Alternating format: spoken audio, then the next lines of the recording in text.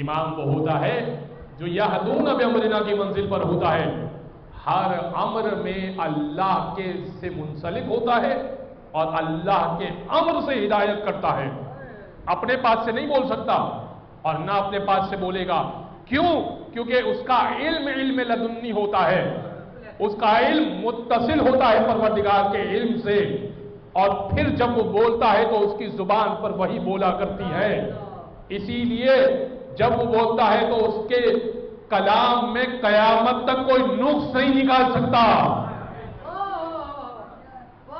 اسی لیے کہا جاتا ہے کلام الامام امام الکلام. جو امام کا کلام ہوتا ہے وہ کلاموں کا امام ہوا کرتا ہے،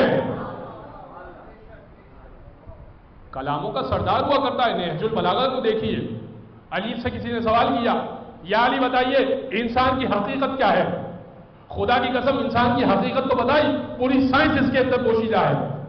امام نے فرمایا انسان پر تعجب ہے، گوشت کے لوتھڑے سے بولتا ہے، سوراخ سے سانس لیتا ہے، چربی سے دیکھتا ہے، ہڈی سے سنتا ہے. حقیقت انسانی بھی بتا دی اور سائنس بھی بتا دی کہ یہ جو زبان ہے یہ گوشت کا لوتھڑا ہے، جو سانس لینا ہے وہ سوراخ ہے، جو تم سنتے ہو ایئر ڈرم ہے وہ ہڈی ہے، اور جو تم دیکھتے ہو وہ چربی ہے. کمال دیکھ رہے علی بن ابی طالب کا؟